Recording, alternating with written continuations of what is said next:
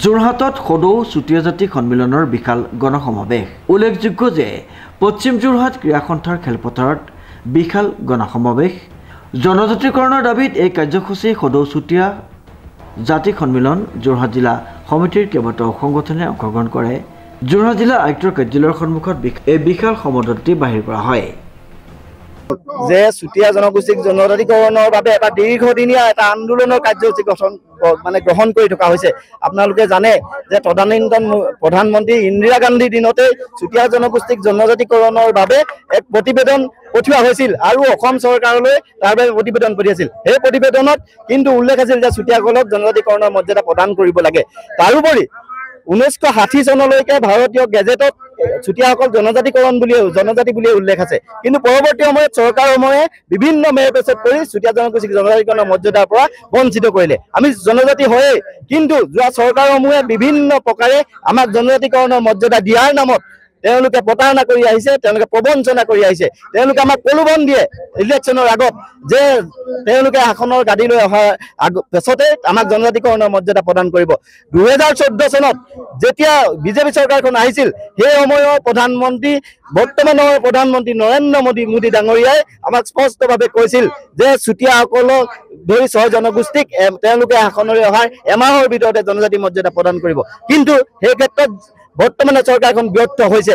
অসমৰ বৰ্তমানৰ মুখ্যমন্ত্ৰী হিমন্ত বিশ্ব শৰ্মাই এই কথাটো কয় যে 6 জনগোষ্ঠীক জনজাতিকৰণৰ ক্ষেত্ৰত বিজেপিয়ে সদায় আগভাগ ল'ব। এই কথাটো কৈয়ে আমাৰ নিৰ্বাচনী বৈতৰণি পাৰ হৈ গ'ল। কিন্তু আমি দেখিছোঁ তেওঁ এই যিখনি মন্ত্ৰী গোট গঠন কৰা হৈছিল যে কেন্দ্ৰীয় চৰকাৰলৈ প্ৰতিবেদন পঠিয়াবৰ বাবে, তেওঁৰ নেতৃত্বতে প্ৰতিবেদন পঠিয়াব নোৱাৰাৰ কাৰণে আজি পৰ্যন্ত আমাৰ 6 জনগোষ্ঠীক জনজাতিকৰণৰ মৰ্যাদা আমি নাপালোঁ। তাৰ প্ৰমাণস্বৰূপে যোৱা লোকসভাত যেতিয়া আমাৰ অসমৰ 2জন MP-য়ে প্ৰশ্ন কৰিছিল প্ৰদ্যুৎ বৰদলৈ আৰু ৰকিবুল হুছেইনে যে আমাৰ 6 জনগোষ্ঠীৰ জনজাতিকৰণৰ ক্ষেত্ৰত কি ব্যৱস্থা গ্ৰহণ কৰিলে, তাৰ উত্তৰত দেখা গ'ল তেওঁ ক'লে যে জনজাতিকৰণৰ ক্ষেত্ৰত আজি পৰ্যন্ত কোনো ধৰণৰ ব্যৱস্থা গ্ৰহণ কৰা নাই। গতিকে এই মিছলীয়া চৰকাৰখনক আমি দাবী জনাব বিচাৰিছোঁ যে আমাক আলোচনাৰ মাজত আৰু আলোচনা নালাগে। আজি স্বতঃস্ফূৰ্তভাৱে ৰাজপথলৈ ওলাই আহিছে। 25 নৱেম্বৰত যি প্ৰতিবেদন পঠিয়াব, তাত প্ৰতিবেদনত কিন্তু কোনো খুঁত থাকিব নোৱাৰিব।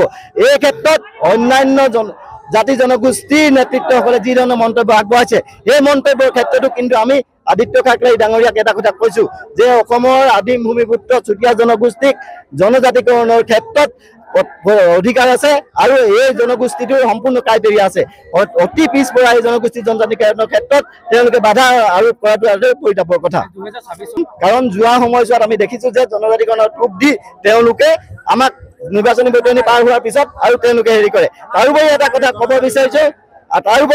ক'ব বিচাৰিছোঁ যে অসমত বৰ্তমান 14টাকৈ সমষ্টিত চুতীয়াসকলে নিৰ্ণায়কৰ ভূমিকা গ্ৰহণ কৰে।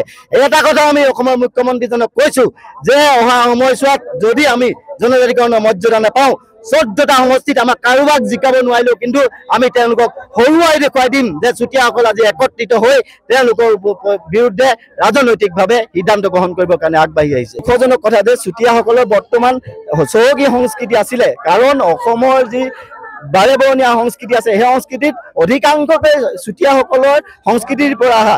তাত প্ৰধানকৈ আপোনালোকে বিহুৰ কথা ক'ব পাৰে। বিহু সংস্কৃতিটো কিন্তু চুতীয়াসকলৰ একাত্ম সংস্কৃতি আছিল, কাৰণ চুতীয়াসকলে বিহুৰ বাবে ৰাজ্য পৰ্যন্ত হেৰুৱাবলগীয়া হৈছিল। গতিকে আমাৰ এই থলুৱা সংস্কৃতি আছে, আমাৰ হুৰাই ৰাঙলী বিহু আছে, আমাৰ গছ তলৰ বিহু আছে, আমাৰ যি তেনেকুৱা ধৰণৰ বিভিন্ন সংস্কৃতি আছে। গতিকে এই সংস্কৃতিবোৰ থকাৰ পিছতো তেওঁলোকে জনজাতিকৰণৰ মৰ্যাদা প্ৰদান কৰাৰ ক্ষেত্ৰত যি ক্ৰাইটেৰিয়া আছে, এই ক্ৰাইটেৰিয়া সম্পূৰ্ণ কৰাৰ পিছতো নিদিয়াটো অতি পৰিতাপৰ কথা। আমাৰ বৰ্তমান প্ৰায় 50,000 মানুহ ইয়াত সমবেত হৈ ইয়াৰ জনজাতিকৰণৰ বাবে আমি দাবী উত্থাপন কৰিছোঁ।